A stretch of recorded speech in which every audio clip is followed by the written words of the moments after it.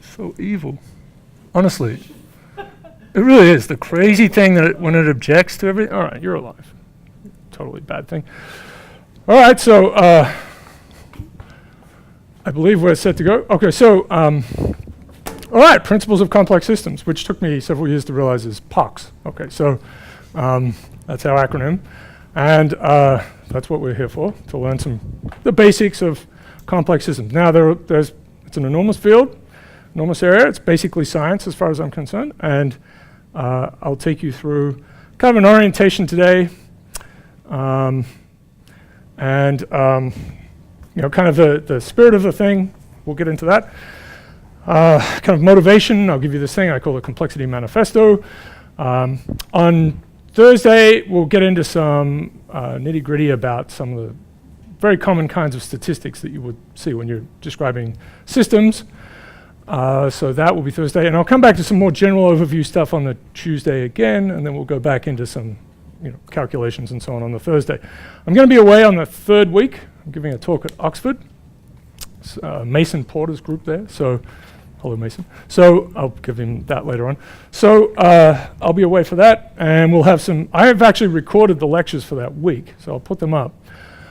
Well, I've recorded one of them, and we'll have guest lectures as well, right? So it's a bonus week for you guys. So there'll be Jim Bargrow on the Thursday, who's a new colleague of ours here at UVM in the complex systems arena, who's a super champ, so he'll be great.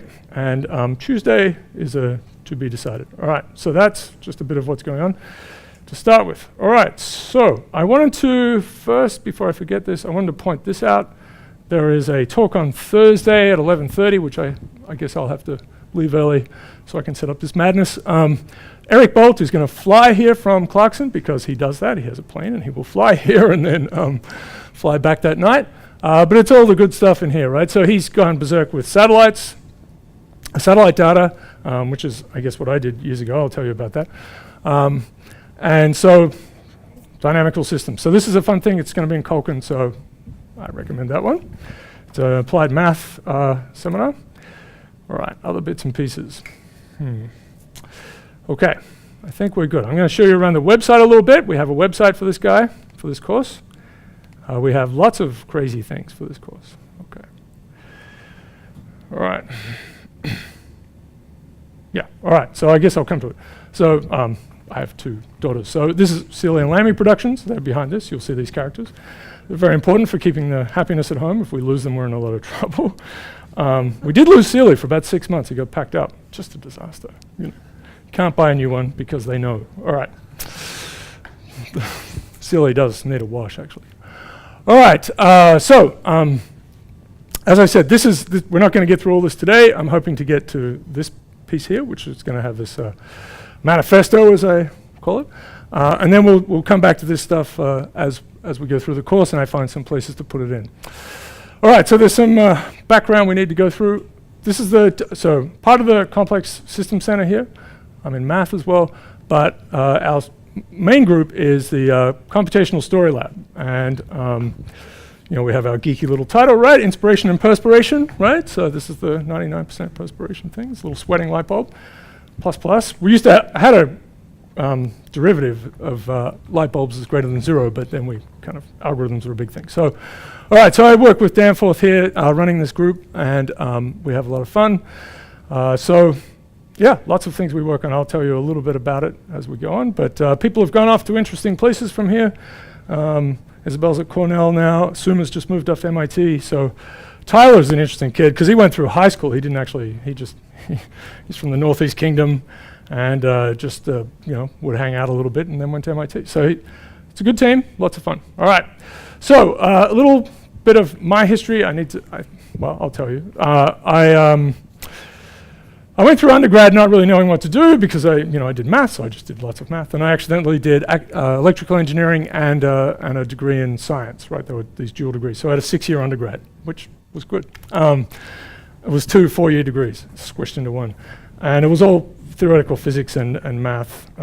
So stat mech is kind of my flavor, right? That's my thing. I like to count things. Or I found that was enjoyable, and I think there's a lot of counting that is done in science, okay? and elevated forms of counting.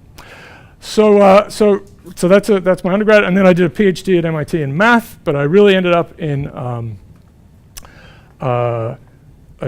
actually geomorphology. I worked in the earth sciences, right? And I did all this stuff on river networks. So this is the first few pieces here. This is actually the Mississippi here, so I kind of moved on to get satellite data. So it was a kind of what we talk about now, big data. I'm going to go on about that. But it was big data for the earth sciences, and not the only field, of course, or section of the earth sciences that had big data at that point, but it was a transition, right? So lots of transitions have happened in lots of fields where you've gone from sparse to big data. I'll say this a million times probably, and you'll get sick of it. But that's the start of it. Then there's all sorts of other things in here. So this is ecology, for example. So these are the way trees might grow to fit into forests. Turns out that tree size has a very interesting distribution. This is about search in social worlds. So this is a problem allied to Google, but it's the 6 degrees of separation stuff, the small world problem. So I'm going to talk about that later on when we get to networks. It's a fundamental thing. Some more of it there. This is the structure of organizations, how you build them so that they're flexible and robust. There's some of that in the next course that comes after this, which is complex networks. This is all about contagion. Might be hard to see. That's actually the SARS epidemic there. So lots of stuff on contagion and spreading, social and biological contagion. Spreading, very fundamental thing, all the way from diffusion to the spreading of memes in society and beliefs and religion and politics, right? So we have all kinds of spreadings in lots of different systems. And they're all different, but they're really important. This is the so-called influence model here. So this is, how things really spread. There's a lot of stuff in here about fame and success. I'll come to that later on. We've been doing some other things recently on happiness, right? Measuring happiness. So Morgan is sitting here. He's involved in this one. Produced that plot.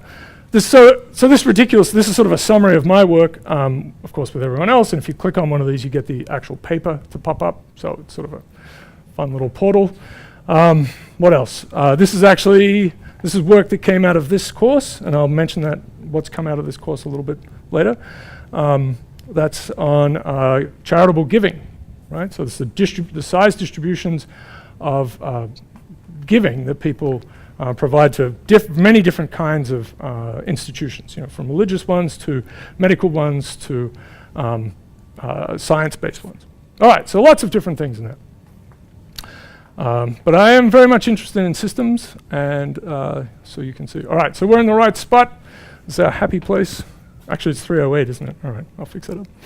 I want to show you some of the horrors behind these lectures, okay? So they're full of, there's all these ridiculous scripts and things that I've built. So for example, let's get this guy over here. So, right, this is, where are we?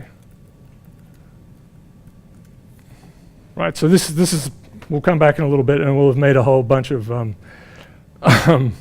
this is really absurd. But there are things like, sorry. I just want to show you there is a horrible engine behind all of these things. So for instance, there's this sort of thing, right? So it's all in LaTeX. So all of these, I just made this up over here. So this is all set, blah, blah, blah. You change all these things and it feeds into all these lecture slides. It's all run with Thema and so on. Even the, right. So just so you know, there's total madness behind it all. So this thing is going to go on for about 10 minutes and that will make one set of slides. All right. I'll come back to that. I can't help myself. I slave over these things. All right, so Farrell Hall is where we'll have our office hours from 1 to 4. So Farrell Hall is over on the Trinity campus. Some of you know this. It's a bit of a walk from here. We have a Twitter handle for the first time for this course. Actually, so last time I had a hashtag, which I thought was pretty great. But this is now Morgan. Oh, Wednesdays. Yeah, thank you. Right. It probably should say on the next slide. I will repeat myself terribly. All right, so spring pox we had. So this is fall pox. Not to be confused with smallpox, right? Yeah. Yeah, well, spreading and contagion. Anyway, there you go. Unfortunate. But there is a Twitter handle, and I see some of you have followed it, and it will tweet about the course. It's the Vox of Pox, all right? And there's also, I have the Vox of matrixology, which is linear algebra, and Vox of networks for my next one. So there's a syllabus and a poster. You can, if you want to print those things out, I used to hand them out, but you know, I guess you have iPods and iPhones and things, and it's all very silly. All right, so there you go. Actually, I was getting ahead of myself. So there's this. So that, not tomorrow, I guess, but the week's coming. So this is actually so this is one of the core courses of the of what we've been calling a graduate certificate in complex systems. So it's a 5-course requirement. There are two core courses, I said. Then there's a series of A courses that you have to choose from, and some B ones. So there's a whole list of things you can click on these guys and find that. Something happened horribly. Okay. And the other course is Maggie Epstein's Modeling Complex Systems, which I guess is going on now. Is that right? No, Next, it's in the spring. right now it's evolutionary complex. Okay, there you go. It's in the spring. Sometimes we get mixed up.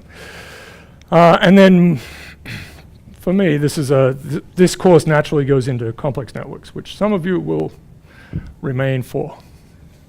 I hope everyone remains for, but it depends on you guys. I haven't taught that for a couple of years, so I've got some backlog of humans who are going to join. All right, whether they like it or not. Okay, so. There are some team members that are obliged to do things. So there are 3 versions of these lectures. There's the presentation I'm showing you with all the little silly reveals, right?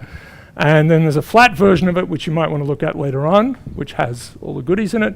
If you want to destroy some trees, you can print out a paper version. And so, I don't know, so here you go, boom, right? So there's a paper version, 3x2, plots out like that. You can actually navigate around in these things, right? So there are these little guys down here. They're backwards and forwards, right, if you want. Obviously, you can do whatever you want, but if you somehow move, you jump around, which I won't do because I'm risking things. But if you jump to some, right, I mean, they all have contents on the side, so you can move around. Every time you see one of these, it's a link, okay? So you can jump out to something that apparently is interesting. I'd hate to think what that is. Let's Google, okay. Seems kind of safe. Okay, and references are actually point to, so wherever I reference a paper, so this there's no textbook for this course, right? It is a living textbook itself. You'll be able to come back to this course later on if you ever want to, look at videos, whatever you want to do. So this should work. Okay, so you click on this, it will take you to the reference section, and hopefully this will work too. So you click on that, you get the original paper. Hello, JSTOR. Probably got in trouble for doing that. Okay, so this is a very important paper in the history of complex systems. We'll come back to it later on. So that's nice, all right? So it's embedded in the web itself, of course, but the original material. That's what I'm trying to go through with you here. We'll tackle some some of the great debates over time. I mean, some of our work will certainly go back into the 50s and earlier, where we see people fighting it out, people with very large brains. It's good fun. See, that's still compiling that ridiculous thing. Okay, let's see if this goes back like I promised. Okay, so it does. All right, so those references are all there, right? So everything you find at the end, you can click on it and get the PDF. So you don't have to go to the library and photocopy it, like I did when I was a graduate student. And you've never heard of this, right? Never heard of it. So there'll be links to the PDFs if I have snaffled them somehow. All right. If I have books up here, there'll be links to the Amazon, to Amazon sometimes, right? Just for fun, because I couldn't help myself. So Beamer is involved. There's Perl Tech, which is inside Beamer, which is inside Perl for me. I like these things, Emacs and all these things. So that's how it's been built, and will continue to be built. All right. Superpowers. I have a problem, obviously, but and I just need to talk about it.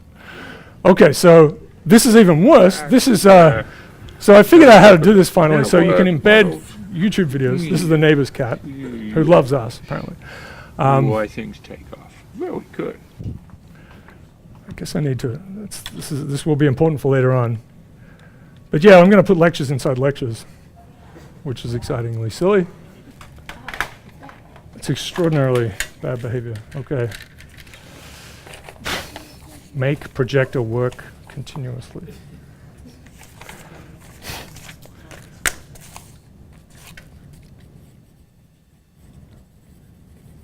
We'll just edit that out later on. Okay. Never happened. Okay, so this is typically, what I've been creating, right? So there's the slides are embedded. There's something telling you where you are. There's some video. I obviously don't have too much time on my hands at all, but I've just been trying to get this to work. So last semester it went from absolutely terrible video to sort of decent, and we're going to start off at that level and try to get better. So this is what I call season 7 of Principles of Complex Systems. Lectures are episodes because I can't help myself, right? So they're bottle episodes. Do you know these words? When in a sitcom or whatever, when they're stuck in a room, it's a cheaply made one. It's happened on every sitcom, like the 14th episode. It'll be a bottle episode. They get stuck in a room and then something happens. That's it. That's a bottle episode, a capsule episode. So that's what's happening to you guys every lecture. All right, and there'll be some other tropes as well. TV tropes is a fun thing to look at. That's what that is. So there are Easter eggs. Yep. I will show you just what we had. So this is what we ended up with last semester, this sort of thing, right? So the lectures are there, all the slides are there, right? So you can click on these guys to get the slides, blah, blah, blah. They're interweaved with all the lectures. So we'll produce something like this. Totally exciting? Not really, but there will be memory. Okay. Okay, so the whole grading thing, we have to do that too. I think this is still what I want. So there's projects and talks. We're going to have projects in here, and I'll show you how that has worked out in the past in terms of paper production or idea production. I think usually I've just had students work by themselves, but I think we might move to groups, 2 or 3. You can work by yourself if you want. We can talk about this as it goes along. Something that I wanted to, and I have a whole set of projects to work on, right? So you can work on anything from, here's a journal paper that appeared in Nature or Science, which is supposed to be about complex systems. It's a big deal. You tackle it, understand it. A lot of things that appear in Nature and Science are wrong in excellent ways. So it's good material. And so you can go from that sort of thing, any kind of material that's actually been figured out that fits in with the course, all the way up to producing your own research. Right? And one of the things we have are lots of very juicy data sets. And for example, we have Twitter. We have 10% of all of the tweets that have pretty much they've been made since 2008. We called them up when there were 4 of them there, and they said, sure, we'll send you tweets. And they kind of forgot about us, so they're still doing it. You can't get this anymore. It's a hard thing to get. You can pay an enormous amount to get all tweets, which is the fire hose, but it's hard to put them in a box, right? 10% is pretty bad. 10% is horrible. So we joke about having post-it notes of tweets all over the graduate students and so on. Now, Twitter has emerged to be one thing. I mean, we have all sorts of other things going with that, but so we're connecting Twitter with weather, for example, or with happiness, or with how people eat food, and what they talk about. There's all sorts of things to connect that social aspect that Twitter's bringing for us. It's not a perfect thing, but it's a very different situation to 10 years ago, where you had no signal coming out of the general population like that in real time. So there'll be assignments, and there'll be 10, usually 10 with some silly names, okay, right? Some rhyming slang. I think last time there was fun was assignment 1, and 4 was Dumbledore, and 3, anyway, so, all right. So there's some amusement there, okay. Asterix was 6 for the fans of Asterix and Obelix, okay. Grading works like this. It's pretty simple. So there's a Department of Truth here, right? There's an unnamed grader who will be involved and whose official position is redacted Department of Truth. So this is just the way I do these things. It's been a nice thing I've used for years. 0 if it's a disaster. 1 if you need, you can think of it like revising a paper. 1 if you need major revisions. 2 if you need some revisions. And 3 if it's pretty much correct. And that balances out over time. There's much less quibbling about particular things from you and from me. All right, so there are some, these things. I'm just putting them here to be good, right? These are the various dates. You can check these things later on. Okay. Right. So I think we've got most things there. I wanted to show you that, yes, we have this website, and hey, one new tweet. Yay. All right. So automatic tweet. So yeah, here it is. Poxfox. This is a John Dory, which is a type of fish. So what's the John Dory means what's the story? So a little strange, but we can talk about that later on. The emblem of the course. All right. Okay. The Vox of Pox. That exists. And of course the website. So this is a good thing to come to. I wanted to mention this. Maybe I'll talk about this later on. Academic output. So this is automatically not quite, fairly automatically updated. So there are 15 here. These are all papers that have come out of this course from students. Right, so you can check out the abstract, you can go and find the paper. These ones are in review. These are all published. We'll make this better. So this has been a great thing, right? So there's a research engine or arm to this course. It's quite serious. That's what we do. We're real scientists. We really care about this. I had to make myself feel better, so I put in comments. You can read this later on. So people say nice things now and then. My job is to make a few of you do that again, but that's what's going on there. Okay, all right. I think that's enough for the website. But you're welcome to look through those papers, a bit of everything, right? Yeah, it's good. So we want to add to that list, and we have a whole bunch that are going to come out soon, probably move it up to 20 to 25. So that's been a really positive thing. So I have themes. I'm going to talk, I'm just going to talk here. I like talking. I'm going to talk a little bit about the overall thing for the course. I'll give you a map of how we're going, just a kind of a single timeline of what we're going to go through. But these are themes, and then I'll talk about those themes a little more in detail. Then a bit of a timeline, and then we'll have a bash at the social sciences, because why not?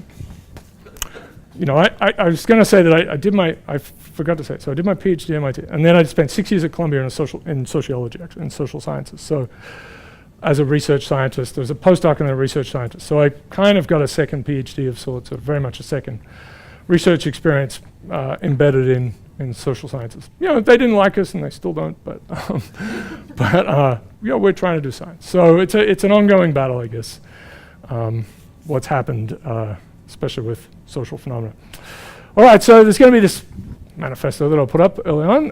Really, I want to say that complex systems is really modern science. I mean, and I'll point to some examples that have been around for a while. Fluid dynamics is a great example of complex systems. Perfect, absolutely perfect. It's fantastic, right? Right, micro to macro story applies to all sorts of systems. It's absolutely perfect. It's almost the emblematic one. In fact, I think it is. Obviously playing to the crowd here, but it's true. It really is part of my statement here. Okay, so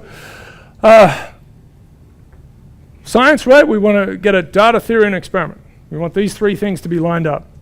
And depending where you are in the history of a science, you may be just at the data stage, just describing what's going on. It's totally great. Statistics, good analysis, good looking at things.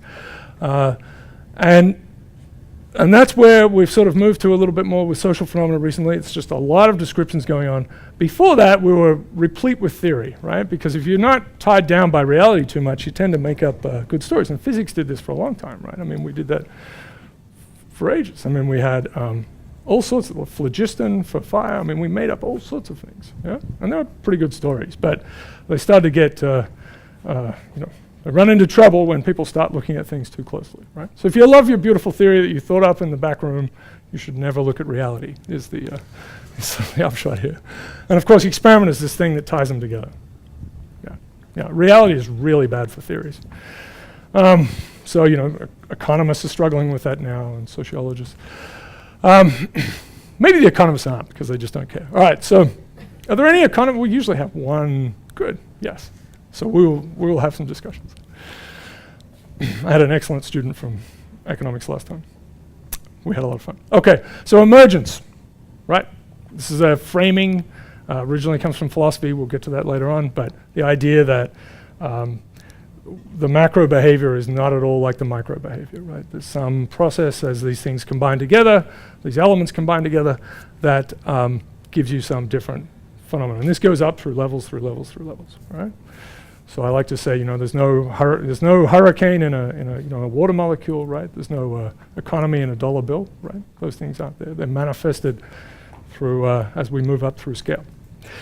There's a very key part is the trade-off between universality and accidents of history, right? So fluids is another good example, right, of universality. The Navier-Stokes equations describe fluids, and you don't have a special set of equations for honey and another one for maple syrup and another one, right? You have this great set of equations that when you change the parameters around, you can apply to all sorts of things. Then there are accidents of history, right? So DNA, well, maybe you get DNA every time, 5 fingers, I don't know, maybe. There are arguments to be made about those things that are much harder to get at, but certainly the platypus and the porcupine, those guys are accidents of history. But life in general, probably not, right? That's the rise of algorithms, essentially, right? So life starts, algorithms are now in the game, and they get at each other through evolution, and that's the ratchet of complexity. So we'll be interested in getting in a few simple, very broad theories that apply to all sorts of systems, biology, ecology, all the way across, all sorts of network type problems as well, that are micro to macro, right? This is the statistical physicists love this, right? So trying to understand gas, the ideal gas behavior from thinking about the molecules or the parts or whatever it is of the gas bouncing off each other in some way, doing it statistically. A lot of success, right? So there's vast fields where we've had tremendous success in doing this, going from micro to macro. So that's one game. Of course, sometimes things are not so simple and the scales are coupled in crazy ways, and that's harder to deal with. But that's, this is just something you have to get sorted out in your head. All right. So lots of different pieces in here. There'll be scaling, right? So how systems scale. Surprise. So this is one of the properties of systems that we find interesting is that there's something surprising, right? The macro behavior is different to the micro. I'll talk about the statistics of surprise in the next couple of weeks, which are these power law size distributions, right? So you're sampling from people, for example, right? You don't get any surprises with height. You get a normal distribution, but if you sample them, you're sampling randomly, right? You pick out a person and you look at how much money they have, how much wealth they have. Most of the time, not so much, and then now and then, someone has 100,000, now and then someone has 1 million, and you very, very, very incredibly rarely you'll get someone who has, billions of dollars. So that's a huge range of scales, right? Earthquakes work in the same way most of the time, not very surprising, now and then very surprising. Networks are a huge deal, so this marks really the transition in this whole kind of framing of complex systems, and it's around about 2000, just beforehand, where enough data appears and enough people manage to say, let's look at it and quantify some things, that we get a handle of networks. And of course, this is the interaction patterns representing the interaction patterns in big systems. So everything from the power grid, which is surprisingly not well quantified still. You'd think we just have a power grid on our laptop and we could model everything, but it's much, much harder than that. The way people are connected, of course, and we're getting more and more data about that. We don't have it perfectly, but we have, from going from 0, we have an enormous amount. So how companies are connected, how countries are connected in terms of economics, how they move things around. A lot more data. And so that's the big transition. Data drives this description of the world, and we see that complex networks underlie a lot of systems. So that's maybe 7 or 8 weeks in, we'll start to talk about complex networks. One feature, robustness, of course, the systems we see are the ones that didn't explode. So that's an interesting problem, right? So there's work in the past that says, ecological systems should all explode. This doesn't make sense. Very famous people talking about it, arguing about it. Why do some organizations explode and some don't? But many, of course. So, of course, failure there is that these two pieces are coupled together. Some very nice pieces come out of it, like robust yet fragile, right? So systems that are mostly strong, but if you get them in the Achilles heel, they go pop, and there's a lot of good connections between all of these pieces there. And spreading, contagion, as I said.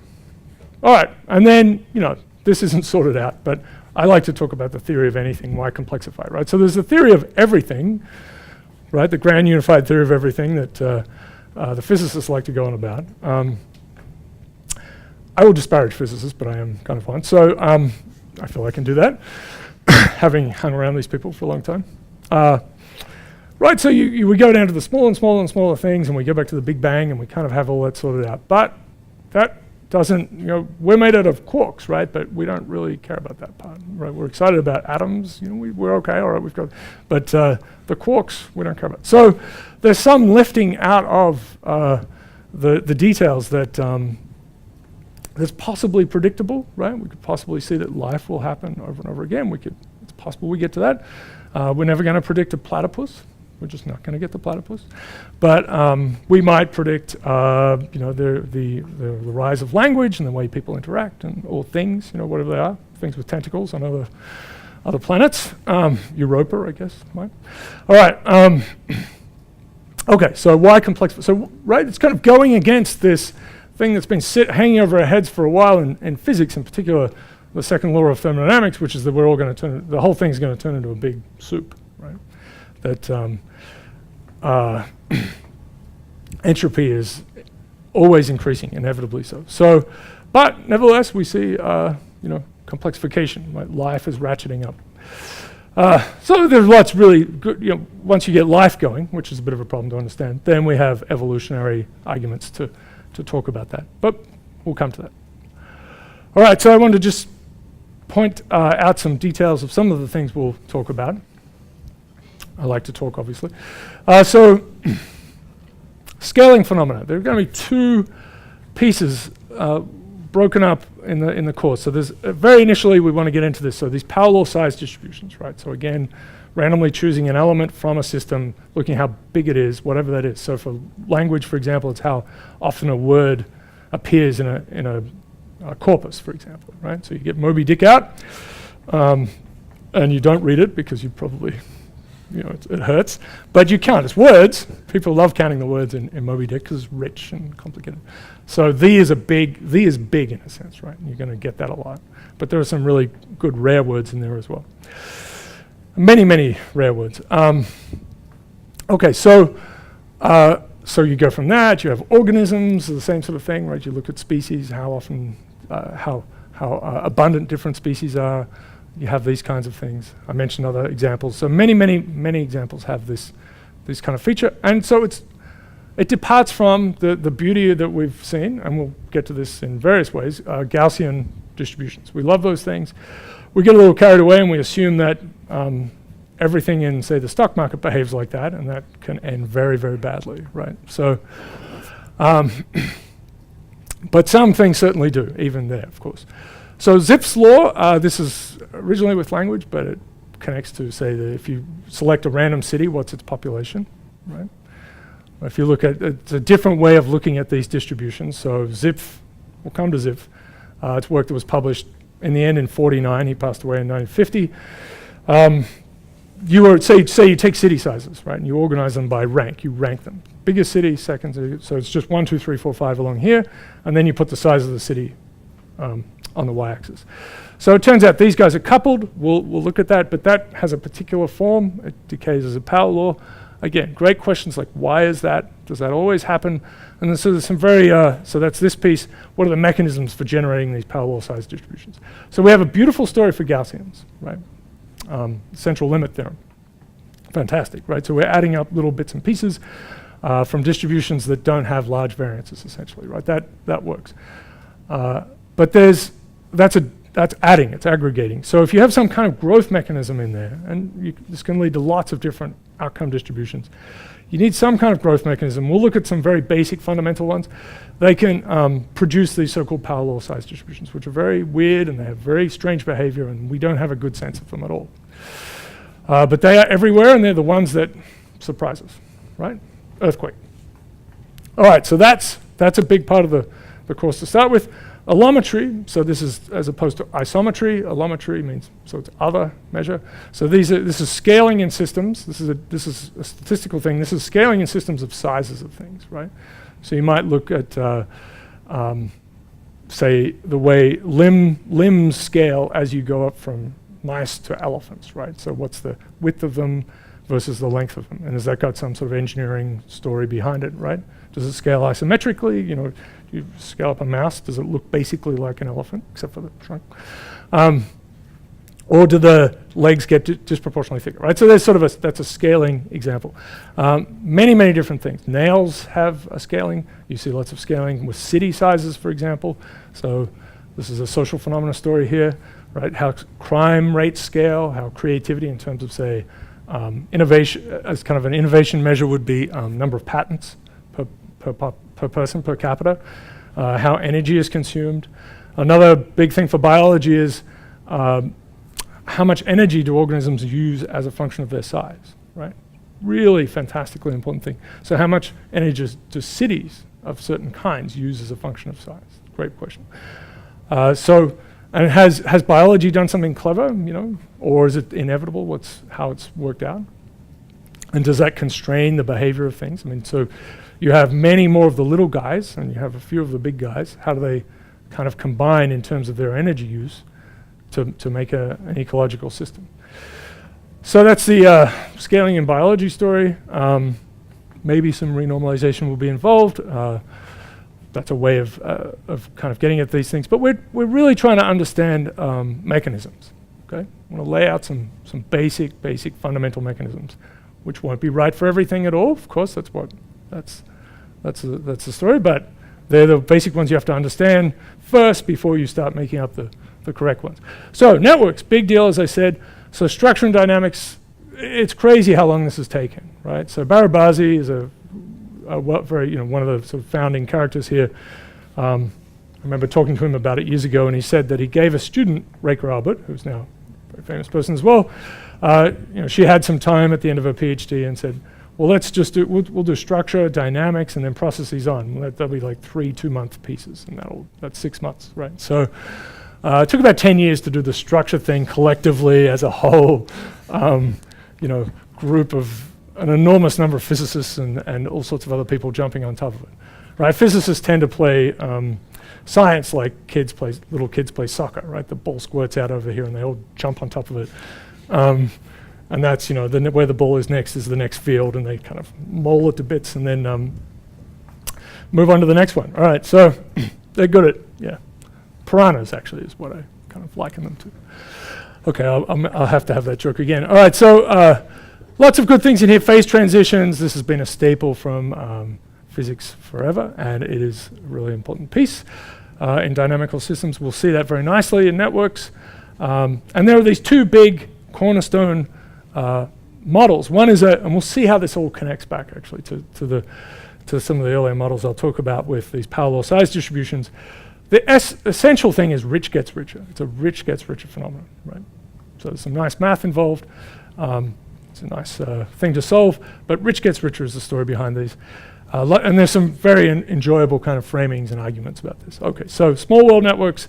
So I've been involved with that, and it's so this was Barabasi, this is Duncan Watts, and Steve Strogatz. We're going to hear some Strogatz statements, and he's going to talk on some of these YouTube things I have in here now and then.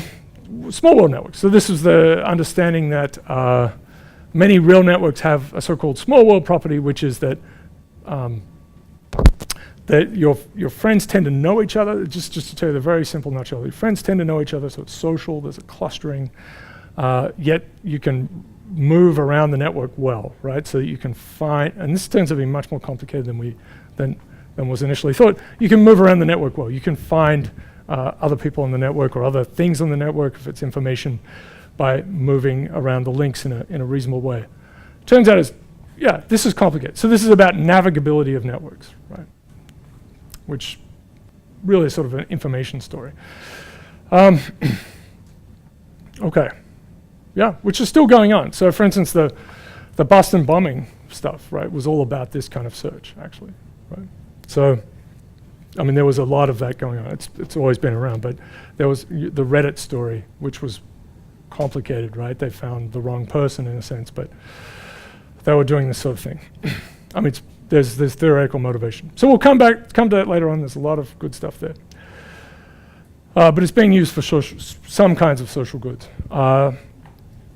Lots of these networks have some kind of modularity in them, which was sort sort of observed this is a very hard problem to deal with, but you have some networks are terrible. It sounds great, you want to put your network up on the board, have a beautiful picture, but they're usually a horrible mess, right? They're a big fur ball that you cannot, they're scrutinized, and if someone shows you a beautiful picture of a network, they've probably done something bad to the data. Everyone wants to do it. But there is often cases of modularity, so you may be able to use a clever algorithm or make up a new one, but there have been an enormous number of papers on this, many of them cited thousands of times. It's just a huge field called structure detection, where people are trying to, you feed in a network and it comes out with, here's some modularity, right? So there are 3 big groups, and within this one there are 5, and which sounds like it should be easy to do, but it's very, very hard. Okay. Okay, so I said we were going to talk about robustness. The great theorian here is due to John Doyle at Caltech, and Gene Carlson at UC Santa Barbara. So highly optimized tolerance, HOT, very good acronym. Doyle is great at coming up with things. So, but this is we'll see how this goes against some older theories of systems, particularly self-organized criticality, which is the idea that magically systems get to some critical state. But this is more of an engineering kind of idea that through iteration, whether it be through evolution or through engineering design, you end up with systems that are well optimized for their purpose, but can go wrong, right? So this is sort of an uncertain environment in which they work well, but if that environment changes, they explode. So the very nice example we'll look at is forest fires, right? So if you have an uneven distribution of where sparks can be through lightning, or pyromaniacs tend to congregate in this landscape, then you'll build fire breaks to deal with them, potentially, right? But if that distribution changes abruptly, then the fact that you had this huge area without a fire break because nothing was going to happen in there, and that changes, then the whole thing exploded. All right, so this is a really nice piece. I had talked about small world networks. That connects into, so contagion and spreading connect into search for information, the search on different kinds of networks. How do you navigate around these things? All right, good. And we will have a section towards the end, which will have be a lot about contagion, what I call socio-technical systems. We're in the socio-technocene, is my crazy thing. And I think we run on stories, so this is my term, homo narrativus. Lots of different things can happen here, right? So there's collective behavior, so how people end up doing things in synchrony. There are some classic models that we'll build out of, so these are imitation type models, where locally good actors give rise to collectively bad things, right? Objectively it's bad. So for instance, segregation this is from the 60s, so that is an objectively bad thing to see, and the interpretation is that everyone is bad, right? They're all bad people. But it can arise out of people not being, being kind of okay, but just having some biases and so on. But it was done with a checkerboard actually, so we'll come to that later on. So Schelling, brilliant guy. So that'll be later on. So Schelling, yeah, Nobel laureate in the end for lots of different things. Yeah, there'll be a little bit of this stuff, which some of us know about, how people move around, cities, increasingly, incredibly interesting data source, right? So I've participated a little bit with a new initiative by NYU called CUSP, which is being built, it exists and is being developed in Brooklyn. So they're just taking all the data sources they can from New York City and trying to figure out everything they can, right? And then, of course, you can look across cities, so you can make all these comparative things. But the data that's coming out, not just social media, but everything, right? I mean, the electricity usage, transportation, and so on. You can really start to study these things as organisms, if you like. So, very interesting. So we'll talk about some of this, and happiness is a piece that I'll have towards the end because, it's good. And grumpiness by, implicitly, right? So sadness is implicitly there.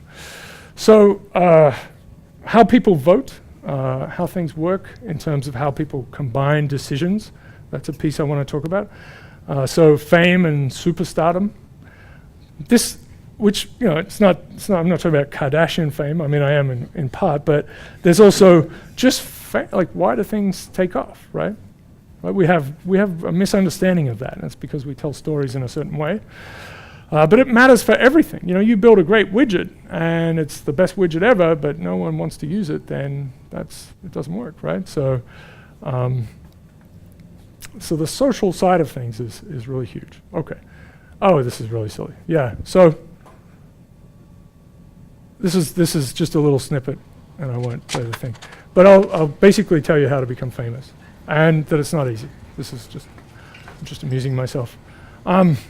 So I actually have a piece coming out in this magazine called Nautilus. We'll see how it turns out, but it's a new science magazine, which I recommend you check out. And there's an online version, which is just all open, right? And then they make a very nice printed version, which they're just starting to do. Okay, so that'll come later. How spreading works. And so here's the I've now sort of touched on a bunch of topics. Just words come out of me, and I want to give you some sort of, this is the thread we're going to go through. Right, so there's the overview, which we're sort of sitting in at the moment, and that's, as I said, it's not going to be one big stream of overview. I'll come back to it as time goes on.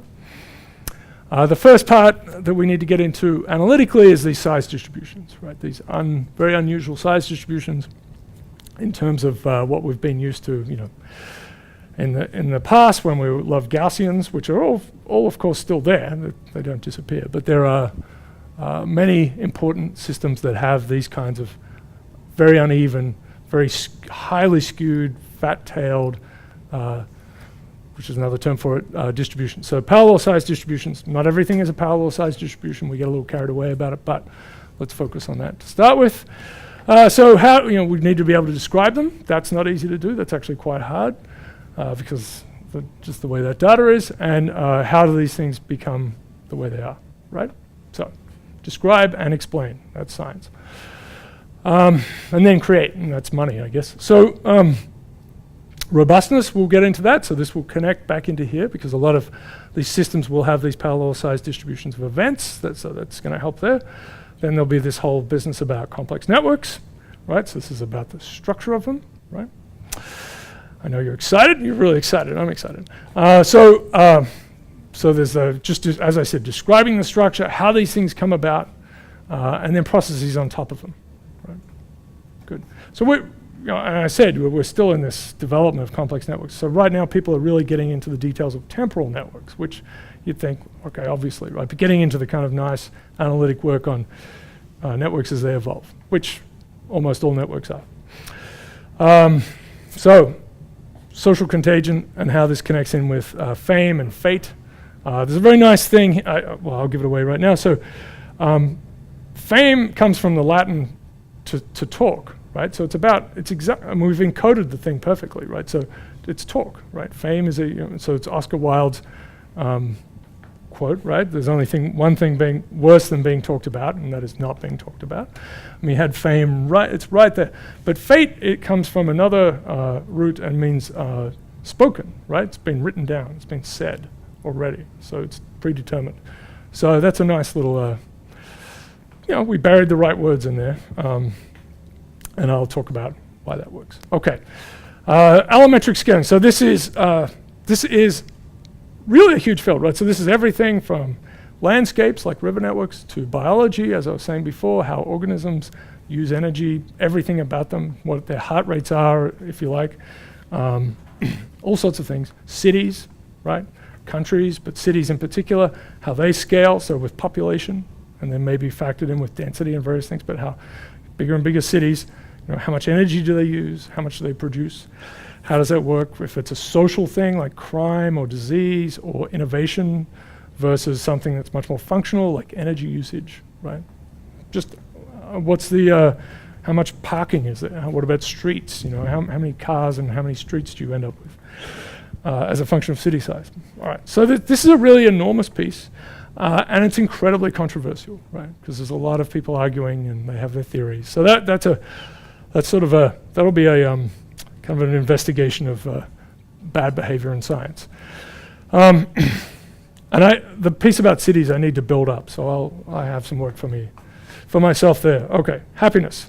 We'll have one lecture on happiness, and then we'll finish. And I think the way this course this semester is structured is it's a march of 13 weeks, and then Thanksgiving, right? And then one more lecture. So forget everything and come back, and then try to be alive for finals, right? Yeah.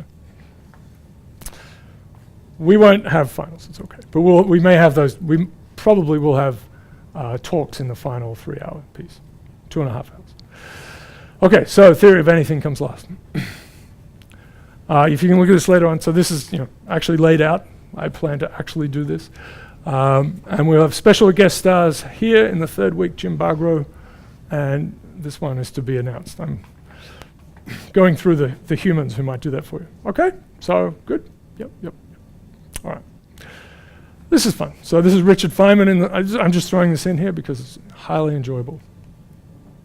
Because of the success of science, there is a kind of,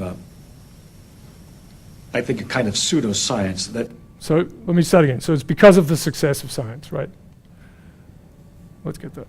Because of the success of science, there is a kind of, I think, a kind of pseudoscience that... Social science is an example of a science which is not a science. They don't do scientific... They follow the forms. You gather data, you do so and so forth, but they don't get any laws. They haven't found out anything. They haven't gone anywhere yet.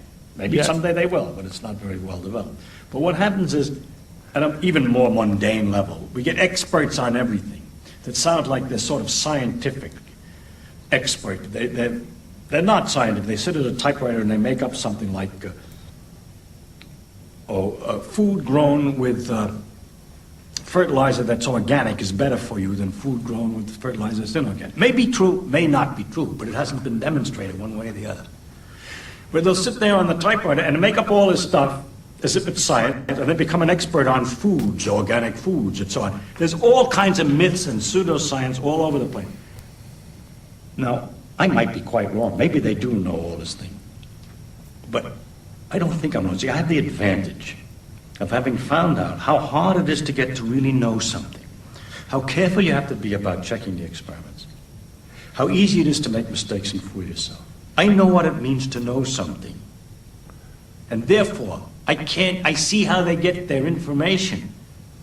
And I can't believe that they know it. They haven't done the work necessary, haven't done the checks necessary, haven't done the care necessary. I have a great suspicion that they don't know, that this stuff is, don't know, and they're intimidating people. But I think so. I don't know the world very well, but that's what I think. It's a little harsh. Okay, let's get this guy. Penny! Penny! Penny! This is for you. Hello, Sheldon. Hi. What is this? It's a questionnaire I devised. I'm having some difficulty bonding with a colleague at work, so I'm doing a little research to better understand why my current friends like me. Yes, well, that is a good question. But is this really the best way to figure it out? Yeah, I agree. The social sciences are largely hokum. But, short of putting electrodes in your brain and monitoring your response to my companionship, this is the best I can do. Okay. So, for my amusement as much as... All right, so a little bit of abuse there. Anyway, things have changed, right? I mean, I think, Feynman would be quite interested in what's going on now, for sure. But, and it's not to say there are perfect laws that have been understood, but we're definitely getting some structures and shapes out that seem to be pretty robust. So it's a great time, actually. It's a really great time in science, I think. Really great. I have to say this, about around 2000, there were some sort of debates about this is the end of science. We've kind of figured everything out. We've got DNA and the atoms and all that, right? It's just sort of, there's not much else to do. That sort of thing gets said over and over again. I think it was Dirac who said, my equations explain all of chemistry and the rest is just stamp collecting. So, and that's, yeah, so this sort of thing happens over and over again. But the explosion of data is really doesn't mean we'll understand everything, and I'll come to this, that we may not be able to understand things as we have in the past with really simple equations and so on. And people who are machine learning experiments experts are doing well for themselves, right? It's a little unpalatable from a real sort of science point of view. You want to understand, you want to have a good story for it, but maybe it's the best you can do is replicate this horribly complicated thing, right? So the human brain is sort of in this netherworld right now, right? The European Union is trying to reproduce it, right? They've got this 10-year thing where they're trying a flagship science project, billions and billions of euros, where they're trying to essentially recreate the human brain in some way, right? And the US just said, okay, we'll match that as well, and popped out all this money. Maybe we get to do that one day. I mean, artificial intelligence has not come as far as it would have hoped at all. But maybe that's the limit of what we could do for the brain. Or perhaps we have some much better, deeper explanation later on. But that will come. Okay, so time. I'm worried about my time. Right, I have 11 minutes. Maybe the manifesto starts on Thursday. All right, we can do that. So, so teams of 2 or 3, if you really want to work by yourself, then we can do that. The idea is to get a proposal together in the first few weeks. I do have a list of projects that I will put together. As I said, we do have some great data sets to work on. We'd love to see papers come from everything. Doesn't have to be. Might be good to match up graduates and undergraduates and throw in people who are coding machines can be involved. Yes, I'm looking at you. With others. And as I said, it can be novel research all the way, anything, extremely new stuff, to just trying to understand some area of complex systems, which is, as I've hopefully sort of suggest, is rather broad. So there's going to be a couple of talks, there's a written version of it, which becomes a paper. So we have the VAC, the Vermont, we call it the VAC, sort of like the computer is the VAC, but it's the Vermont Advanced Computing Core, so we can get involved in that way if you're not involved with that already. Lots of data, want to produce more papers. As I said, we've got this list, we'll keep adding to it. And we want to produce papers that matter, of course, right? Okay, cheers. Very kind. I appreciate it. Thanks, man. Excellent. Okay, and we'll go through a list of projects in a little bit. I call the way of presenting things a narrative hierarchy, right? You need to be able to encapsulate it in a couple of words, right? A sound bite, a little buzz frame. That's a silly thing I made up too.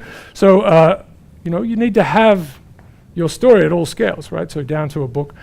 What happens if you're doing a PhD, you tend to get into this section, and it's hard for you to explain with, in less than an hour what you're doing to a normal human being you've just met on the street. So that's why they walk away from you. So you need to actually, this is not just, making a soundbite for fun. This is actually all about knowledge, right? Can you distill what you're doing at these different scales? It really is about knowledge. Okay, I guess I'll get onto the fundamentals on Thursday. So let me just give you a little overview of what's out there. I wanted to point this out. This is the book that I first came across that kind of opened my eyes to this field of complexity, right? So there was James Glick's course, a book on chaos, right, which is very famous, and it's a great book. And that was maybe some of you have read this, but it's late 1980s. I know it was a very inspirational kind of book to read. Lots of fun.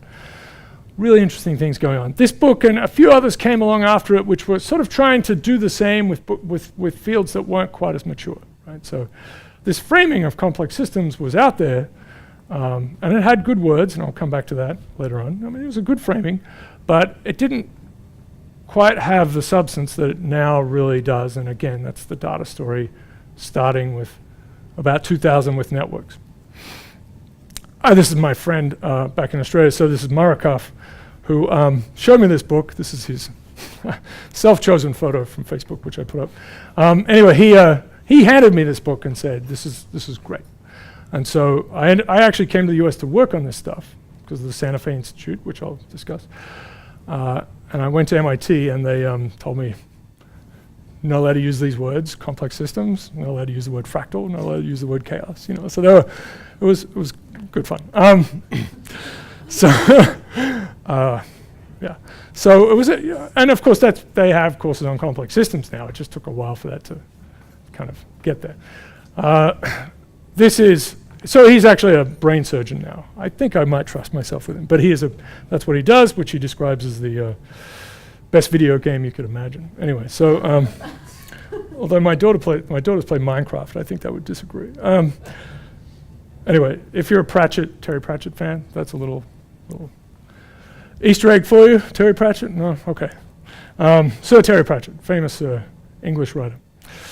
So, all right. So there are a few books floating around that you might like to look at. Neil Johnson is a colleague of ours who's now down at the University of Miami. Was at Oxford. Is in fact English, but his wife is Colombian, so Oxford didn't sit well with her, and so they've moved to a place that's more agreeable for everyone. So this is a nice, a nice general piece. So Melanie Mitchell's been doing all this good work at the Santa Fe Institute. She now has, and I'll mention these again, online courses, which incredibly unfortunately are called MOOCs. I just really think that's just not you're right. The naming just went wrong. I don't know what to do with that one. But no one was concentrating when they put that acronym together. It's just bad. So I mentioned Gleich? I don't know. My brain fails on that one. This is a fantastic book. This is really great. Yeah? Yeah. Okay. Good? It's awesome. It's really delicious. So yeah, information. Really, really, really great stuff. Might have to read it again. It just fits in there. It's not necessarily, but we are heading more and more towards information. So we will talk about Zipf, and this is a reprint of his book from 1949. We'll go into this a little bit, but it's $20, so you can get that if you want. It's a very interesting book to read. It's all about data, but it was done. All this work was done in the 30s and 40s. He forced graduate students to count things in newspapers and pretty bad actually, I think. And he wasn't surfing the web trying to mercenarily kind of get data sets. He was sending out undergrads and grads to count things. Anyway, so he did a lot of assimilating data about social phenomena and started to kind of create these big stories. So there's work in the 50s that really tries to capitalize on that, and that'll be a big piece for the mechanisms of power law size distributions. I mentioned Schelling before. This is just, in the history of things, a great book about micro to macro stories in social phenomena, but economics. This is an older book now. Philip Ball is an editor at Nature, and he would just see all these papers coming through, and then he would pick out the interesting ones and write a book around them. Really great guy. He's done lots of interesting things, but this was really about physicists coming into the social world. So there's a lot of stuff in there about, say, people looking at transportation or networks and so on. A lot of the characters that are the big names now are in here. Anyway, so that's one that in the past I've sort of highlighted more as central to the course, but time is going on and it's going back further into the past. Complex adaptive systems. This is more of a social focus. These guys are associated with Santa Fe Institute. Page has spoken here a few times. Didier Sornet, who's this huge character in complex systems in general. He's a physicist who's done all sorts of things in the earth sciences. Now in the financial systems, predicting things, right? He actually writes things down, puts them in a box, and then will open them at certain times to see if he was right or wrong. He's at ETH Zurich. This is a bit of a cookbook of all sorts of things in there. It doesn't have quite the clean thread to it, but it's in there. This is resulted from a course at Princeton. Again, it's 2004. It's a bit of a while ago, so not so much about even networks, for example, in here. But it's a well done, nice piece. Okay. The MOOCs. Wow, just hurts. Melanie Mitchell, so they've had one of these. It's not, I don't think this is mathematical in any way, but Did you try this? Okay. So that's had one go. They're going to have another one. There'll be some others, I think. Maybe they'll become more detailed. I think they're free.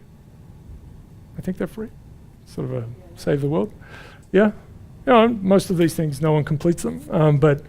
But they're there, and we're trying to figure out what to do. I mean, the online course stuff is funny, right? I mean, we'll see what happens. I mean, clearly we need to put more stuff online, which I try to do, but many of the complaints about it are funny, right? Because we gave away a lot with textbooks a long time ago, right? We just used someone else's textbook to tell the story. So we're already many of us have already bought into that system in a sense. Lada, I want to say Adamic, but it's Adamic. It's been Americanized, so it's Adamic. She's at Michigan, fantastic, really interesting thing. So I think this is on Coursera. That's a nice piece on networks. Okay, there are centers around, and I've mentioned the Santa Fe Institute. This is the place that started the framing, really, of complex systems. So you had people like Murray Gell-Mann, who came up with, good with the framing, right? So he came up with the term quark, and both the concept and the word. Lots of other things. So he's a Nobel laureate in physics. And Anderson, so we had a few, so also physics. And a couple of other characters from economics in particular got together and created this place, which is really, wonderful. It's a beautiful building that sits up above Santa Fe. As a graduate student, you can go there. You can apply to get into the summer school, which I went to in 1996, I think, and a long time ago. I actually taught there a couple of times on networks. Really enjoyable. It's held in St. John's College, which is on the, very nice. So there's a big one, NICO, Northwestern Institute. So Jim Bargrow has just come from there. Michigan, where we have people like Mark Newman. This is really big centers. So they've just announced a position, an assistant professor in complex systems. Just let's do it. Lots of other places. And of course we have our own. I'm the director of this thing, Vermont Complex Systems Center. We have a new mascot, which is the Robustness. There's a little robot, there's an octopus inside a robot suit. We're throwing Josh Bongard a bone there, but also, octopuses are decentralized intelligence, very smart things. 2/3 of their neurons, I think, are in their anyway, so fun, total fun. That is our little guy. All right, so we're working on the website, but at least we have a mascot. Right, so a couple other things. This is Complexity Digest has been around for a long time. Of course, it was email. Now there is this whole thing called Twitter, so you can follow their tweets. That's a good source of all sorts of things about complex systems, so it's a nice filter. This magazine that I mentioned before, which has come online, it's started in part by people from Santa Fe Institute. It's very much about real science and making beautiful things, and lots of beautiful design involved with this one. And this is a sort of a side bonus. Cosmo Shalisi, who's I'm sorry, I will finish it. It's a rather extraordinary character. He writes and writes about all sorts of things, reviews things, whatever it is, but everything to do with complex systems. So, and lots of other fields. He's now at CMU in statistics. So that's sort of an interesting, different world to go into. Okay, so we will. That's a good place to stop, and we will start on fundamentals on Thursday. It's time to leave, and we'll talk about power law size distributions. Right. So manifesto and distributions. Thank you, people. Thank you.